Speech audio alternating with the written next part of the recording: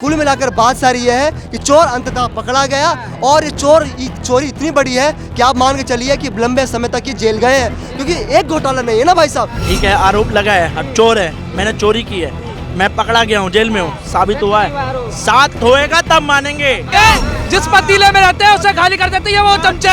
MCD है, इनके पास इतने भ्रष्ट नेता है, उनको नहीं बोलते, उनके आते ही वॉशिंग मनी बन जाते। वॉशिंग मनी अगर वो बिल्कुल ठीक थे तो 9 संबंधों के बाद क्यों उठवाने की नौबत आनी पड़ी? पहले से जाना चाहिए था, उन्हें नहीं जाना चाहिए था। बताइए, टैक्स का पैसा लूट के इन्होंने गोवा के चुनाव में लगाया है, पंजाब के चुनाव में लगाया है। 70 सालों से क्या चल रही थी? तानाशाही वो नहीं थी। आर्टिकल 25 लाए, वो तानाशाही नहीं थी। आर्टिकल 28 लाए, वो तानाशाही नहीं थी। ईडी ने बहुत ही अच्छा काम किया उनको अरेस्ट कर 6 दिन में कुटिया के पिल्लों की आंखें भी खुल जाती है, इनकी 70 साल में नहीं खुली। ईडी ने 10वां समन दिया तब जाकर अरेस्ट करा है। ऐसा भी नहीं है कि उनको बोलने का, उनको अपनी बयान रखने का, उनका अपना पक्ष रखने का ईडी ने मौका नहीं दिया। ये वही केजरीवाल है कहने वाले कि एक दिन के लिए हमें प्रधानमंत्री बना दो, मोदी जी को एक दिन में जेल डालेंगे। लेकिन मोदी जी ने तो कभी ये नहीं किया खुले मन से कि हमें प्रधानमंत्री बना दो, चाहे मैं प्रधानमंत्री हूँ तो केजरीवाल को जेल में डाल दूँ। केजरीवाल जो आज जेल गए हैं, ये उनके कुकर्मों की सजा है। ये उनके द्वारा जो भ्रष्टाचार का उन्होंने तालाब खोदा था, उसकी आज जो है फल केजरीवाल को मिल रहा है। हम लोग भूले नहीं हैं, कोरोना काल से हम लोग उभरे थे। अब केजरीवाल ने एक शराब नीति दिल्ली में लाई थी उसी आसपास कि एक पर एक फ्री। क्या ये सही था? मैंने अपने आंखों से देखा था, छोटे छोटे बच्चे, 18 साल के कम के बच्चे ठेके से दारू ले लेके पार्क में जाके और चुपके से दारू पी रहे थे। कई सारे बच्चे बीमार हो गए दारू पीने से, कई सारे परिवार बर्बाद हो गए। ये वही केजरीवाल है जो जनता के हित में कोई मुख्यमंत्री फैसला लाता है, योजना लाता है, ना कि एक पर एक फ्री। केजरीवाल जी जनता के हित में फैसले नहीं दिए, फिर आप पानी फ्री करा, बिजली फ्री करा, 1000-1000 रुपए महिलाओं के खाते में दे रहे हैं। केजरीवाल ने क्या कहा था कि हम सरकार में आएंगे तो दिल्ली में लंदन और पेरिस जैसी सड़कें बनाएंगे।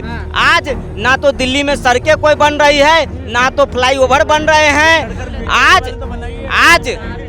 आज जो है ना, जो स्थिति है दिल्ली की, ना तो केजरीवाल ने 10 साल में एक भी डीटीसी बस खरीदा है।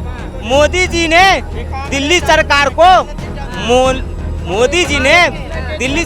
1600 बस दिए, इलेक्ट्रिक बसेस। मोदी जी ने क्या कह रहे हैं? पर वो कह रहे हैं खड़े भी तो इधर लो पहले, आपने बोल दिया, अब हमें बोलने दो, ठीक है ना। हाँ, आप हो गए भक्त, हम भक्त नहीं है, क्योंकि हम आम आदमी हैं, ठीक है ना। आप अपने मोदी के भक्त हो, बने रहो, कोई दिक्कत नहीं।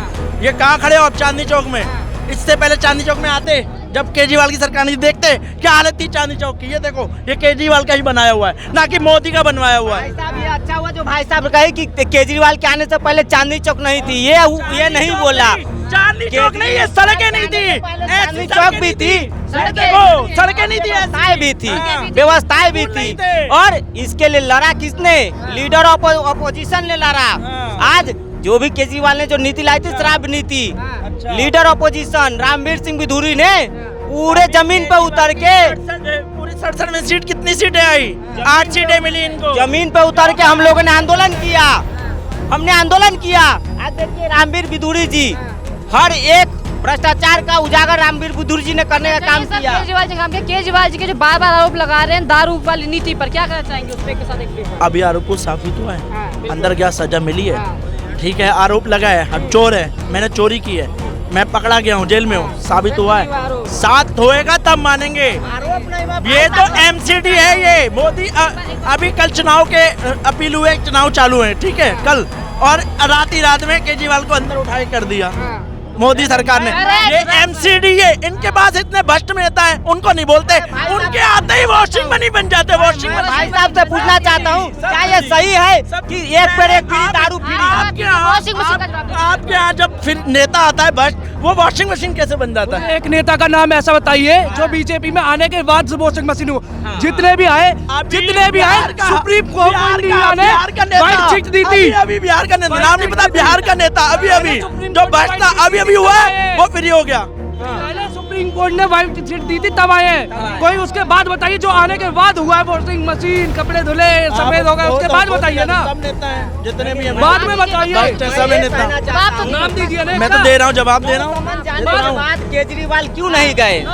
9 समन गया, केजरीवाल क्यों नहीं गए, मैं ये पूछना चाहता हूँ। केजरीवाल जैसे दूसरा को उठा के कर लिया मोदी के चक्कर में, ऐसे करते हैं, उनके हाथ में सब है तो करेंगे। भ्रष्टाचार किया है, दिल्ली का जनता का टैक्स का पैसा लूट के इन्होंने गोवा के चुनाव में लगाया है, पंजाब के चुनाव में लगाया है। साबित तो हो भाई, आपने अगर चोरी की है आप साबित तो हो पहले। इन्होंने वादा किया था कि दिल्ली को लंदन और पेरिस बनाएंगे। नहीं हुआ, पहले से 4 एमएलए हैं अंदर, उनको बचाने का प्रयास क्यों नहीं किया केजरीवाल ने?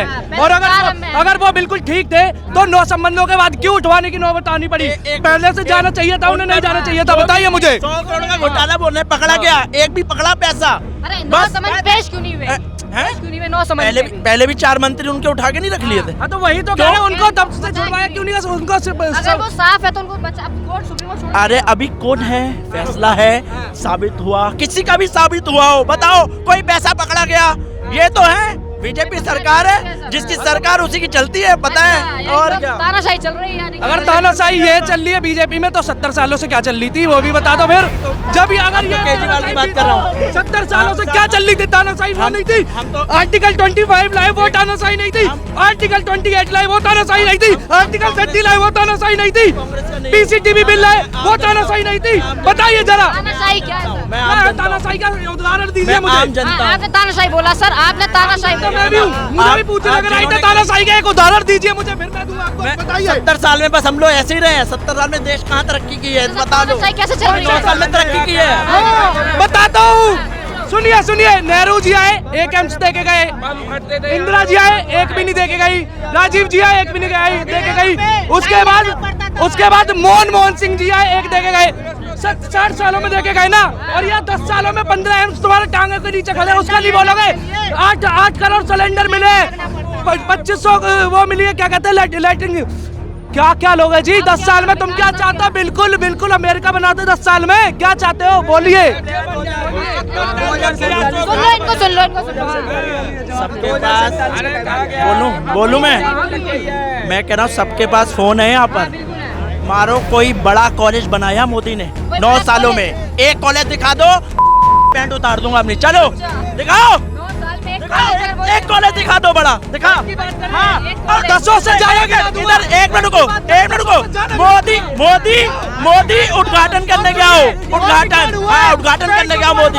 हाँ बताओ इनको, बता दो सवाल बता दो। पेंट नहीं सर, पेंट नहीं। हाँ सवाल पेंट उतारने पे रेडी नहीं। पेंट नहीं, असली बात है। रिकॉर्ड है, बड़ा कॉलेज 1000 मिले। सुनिए ऑन रिकॉर्ड है, बड़े कॉलेज की बात करी, एक के ज्यादा दिखाऊंगा। दिखाइए भाई देखो यार। अरे मोदी उद्घाटन करने गया हो, दिखाओ मोदी उद्घाटन। अब उद्घाटन कर, ये भी बोला था, एक भी मेरा यही है, परसों भी मेरा यही है। नहीं मोदी उद्घाटन करने गए, जिस पतीले में रहते हैं उसे खाली कर देते हैं वो चमचे। और 70 सालों में वो क्या करते हैं? मोदी के वक्त क्या करते हैं? 6 दिन में कुतिया के पिल्लों की आंखें भी खुल जाती है, इनकी 70 साल में नहीं खुली। अरे 1000 रुपए में बोल रहे हैं सर। 1000 रुपए बोल रहे हैं भाई, वो भक्त है 1000 में बोल रहे हैं वो, और 30,000 की बनकर आ रही है। तो है ये भक्तों की लहर चली है। 1000 रुपए के चक्कर में ये देखना इन्हें भी डुबा देगी। जो सत्य है ना, वो सत्य हाथ धो के केजरीवाल जी के पीछे पड़ गया था, और अंततः जीत सत्य की ही होती है। मैं कहूँगा कल अरेस्ट के बाद अरविंद केजरीवाल जी के सत्य की स्थापना हुई है, और ईडी ने बहुत ही अच्छा काम किया उनको अरेस्ट कर। आप देखिए चोर कब तक भागता रहेगा। कल जो है ईडी ने 10वां समन दिया तब जाकर अरेस्ट करा है। ऐसा भी नहीं है कि उनको बोलने का, उनको अपनी बयान रखने का, उनका अपना पक्ष रखने का ईडी ने मौका नहीं दिया, उनको पूरा मौका भी दिया है। और ऐसा नहीं है कि ईडी के पास सबूत नहीं थे तब भी अरेस्ट कर लिया। ईडी के पास सबूत थे, ईडी ने अपने सबूत जो दिल्ली हाई कोर्ट में पेश करे, वहाँ पे जज ने देखा, तभी जो है सिक्योरिटी से क्या कहते हैं मतलब सिक्योरिटी नहीं दी अरेस्ट होने से केजरीवाल जी को। पर सर उसके बावजूद इनके ऊपर जो सबूत दिखाए बावजूद अब तक जो मुकदमे लगाए गए हैं जो सिद्ध तो हुए नहीं आरोप इनके ऊपर। देखिए अब केस चलेगा तभी तो आगे सिद्ध होंगे, अभी जब सुनवाई होगी तभी सिद्ध होंगे। और जहाँ तक जो लोग ये कह रहे हैं कि आखिर पूरे विपक्ष करवा रहा है, भाजपा करवा रही है और विपक्ष मुक्त भारत हो जाएगा, आप मुझे बताइए बंगाल की मुख्यमंत्री है ममता बनर्जी, क्या वो जेल में? नहीं, बाहर है। केरला के मुख्यमंत्री है पिनराई विजयन, क्या वो जेल में? नहीं, बाहर है। तमिलनाडु के मुख्यमंत्री है स्टालिन, क्या वो जेल में? नहीं, बाहर है। पंजाब के मुख्यमंत्री है भगवंत मान, क्या वो जेल में? नहीं, बाहर है। ठीक है, झारखंड जहाँ पे घोटाला करा वो भी जेल में गए। ओडिशा के मुख्यमंत्री बीजू पटनायक, क्या वो जेल में? नहीं, बाहर है। तो सारे राज्य हैं तो सही जहाँ पर गैर भाजपा की सरकार है और सुचारू रूप से चल पा रहे हैं, और लोग ये कह रहे हैं कि भाजपा करवा रही है। भाजपा नहीं करवा रही है, सबूत मिला है, आपने घपला करा है, आपने 100 करोड़ का घपला करा है, जनता का पैसा मारा है, तो आपके साथ यही हश्र होगा। जब आप दिल्ली का पैसा लूटोगे, जब आप पीडब्ल्यूडी में घपला करोगे, जब आप हेल्थ डिपार्टमेंट में घपला करोगे, जब शिक्षा व्यवस्था में घपला करोगे, डीडीसी बस में घपला करोगे, हर जगह घपला करोगे, तो क्या होगा? अगर जो लोग ये कहते हैं दिल्ली की स्वास्थ्य व्यवस्था बहुत अच्छी है, तो राघव चड्ढा क्यों अपने आँख का इलाज करवाने के लिए बाहर विदेश में जाते हैं? सत्येंद्र जैन अपने इलाज कराने के लिए क्यों विदेशों के अस्पताल में जाते हैं? अगर इतनी अच्छी व्यवस्था है, तो कुल मिलाकर बात सारी ये है कि चोर अंततः पकड़ा गया, और ये चोरी इतनी बड़ी है कि आप मान के चलिए कि लंबे समय तक ये जेल गए हैं। क्योंकि एक घोटाला नहीं है ना भाई साहब, दिल्ली जल बोर्ड में भी घोटाला है। और जो लोग ये कहते हैं कि भाई बहुत सारा पैसा है, ये है वो है, आप भी बताइए, दिल्ली जल बोर्ड के बहुत से लोगों की सैलरी नहीं दी है। दिल्ली यूनिवर्सिटी के 12 कॉलेज दिल्ली सरकार द्वारा फंडेड है, उनकी सैलरी नहीं दी है, ठीक है। उसके बाद एमसीडी की जो शिक्षिका हैं, जो एमसीडी के स्कूल हैं, उसके जो टीचर्स हैं, उनकी सैलरी नहीं है। मतलब कुल मिलाकर जो पूरी आम आदमी पार्टी सरकार है, पूरी की पूरी करप्ट है। और मैं इसलिए ऐसा भी कह रहा हूँ क्योंकि जब से आम आदमी पार्टी की सरकार रही है दिल्ली के अंदर, आम आदमी पार्टी के 17 लोग जेल जा चुके, 17 लोग। ताहिर हुसैन जेल में, मनीष सिसोदिया जेल में, संजय सिंह जेल में, और उन सभी के सरदार, सरगना, करप्शन, कट्टर बेईमान, कट्टर करप्ट आदमी अरविंद केजरीवाल, वो भी जेल में। सर आपने कहा कि 17 लोग आम आदमी पार्टी से चल गए, तो इसलिए तो सवाल उठता है कि हाथ धो के आम आदमी पार्टी के पीछे क्यों पड़े हैं? घपलेबाज की बात करी, घपलेबाज बीजेपी में भी तो है, इनके ऊपर कुछ नहीं हो। अब देखिए, ऐसा नहीं है कि सारे 17 केवल करप्शन के मामले हो। जब आप दिल्ली को 2020 में जलाओगे ताहिर हुसैन के माध्यम से, तो आप तो जेल में जाओगे। जब आप दिल्ली को शराब में ढकेल दोगे, जब आप दिल्ली की जनता को शराबी बनाओगे, दिल्ली के अंदर जो है शराब पीने की उम्र 25 से 21 साल कर दोगे, शराबी बनाओगे, दिल्ली के अंदर महिलाओं को प्रेरित करो दारू पीने के लिए, पिंक ठेके खोल दोगे। इसने कहा था आप क्या कहते हैं, दूध बांट देते, आप राशन ज़्यादा बांट देते, तो समझ में आता है कि हाँ आप कुछ कर रहे हो। परंतु आपने बांटी क्या? शराब। उन्हीं सबकी हाई लगी है। शराब पीने से किस प्रकार से दिल्ली के लोगों के घर उजड़े हैं, महिलाएं बहुत नफरत करती हैं, तो उन्हीं महिलाओं की हाई लगी है, इसलिए वो गिरफ्तार हो रहे हैं। और ऐसा नहीं है कि केवल जो है ये 17 जो लोग आम आदमी पार्टी गिरफ्तार हुए केवल इसी वक्त हुए, धीरे धीरे समय पर जो सारे इनका, आप देखिए कि इन्होंने खालिस्तानियों के साथ हाथ मिला रखा है। देश विरोधी काम करते हैं लोग। मैं नहीं कह रहा हूँ, केपीएस गिल कहते हैं कि आम आदमी पार्टी ने कहीं ना कहीं सौदा कर रखा है खालिस्तानियों के साथ, इसलिए पंजाब में सरकार बनाते हैं। अगर ये लोग इतने ही बेईमान नहीं है, ठीक है, अगर ये लोग इतने ही ईमानदार हैं और इतना अच्छा शासन चला पाते हैं, तो पंजाब के अंदर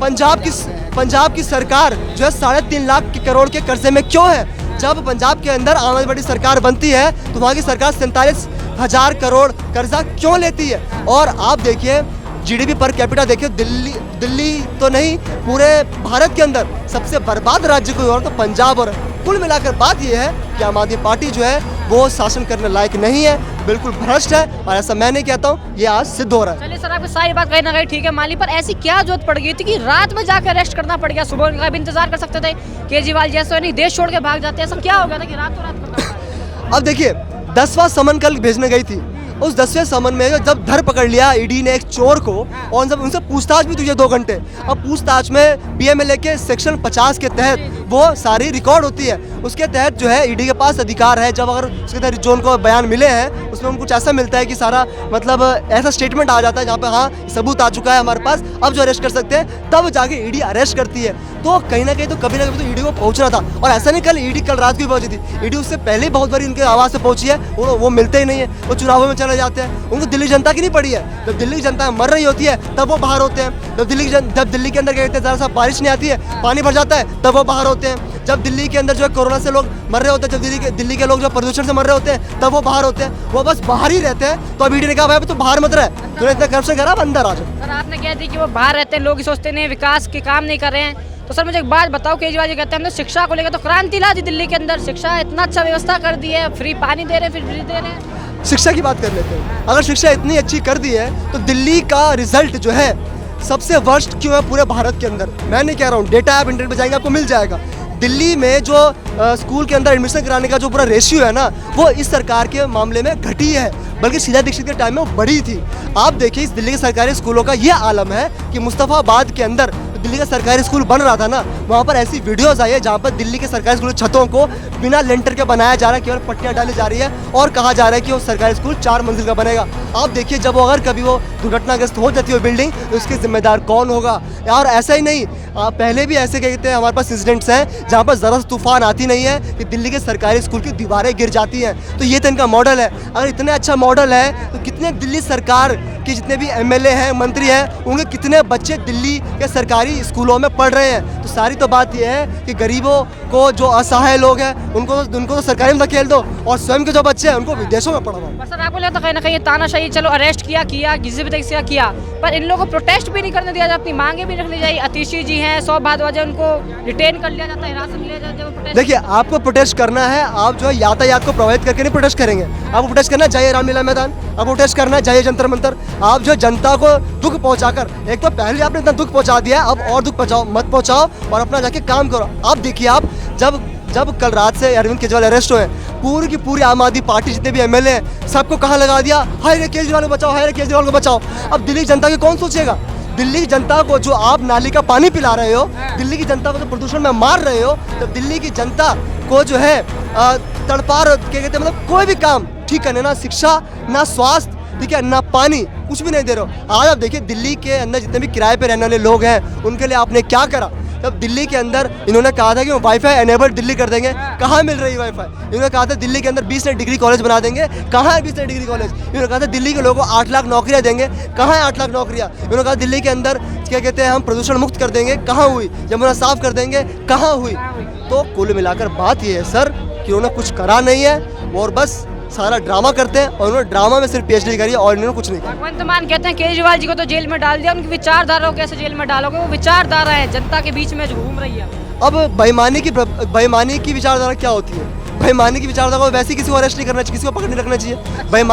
बेईमानी विचारधारा को तो खत्म करना चाहिए।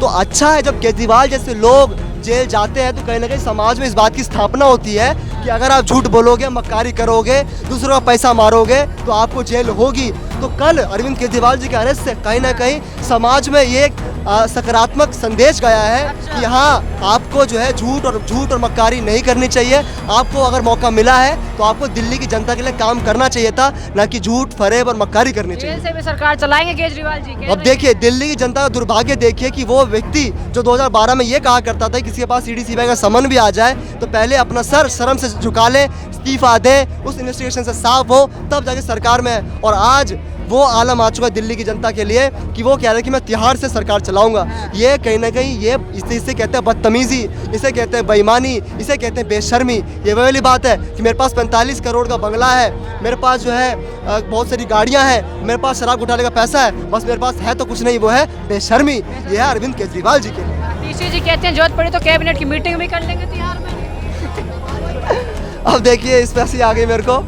अब देखिए वही तो कह रहा हूँ कि मतलब ये जो कहते हैं ना हम भगत सिंह के जो वंशज हैं, हम इसके वंशज हैं, उसके वंशज हैं। आप देखिए अगर भगत सिंह होते तो इनको आज क्या कहते?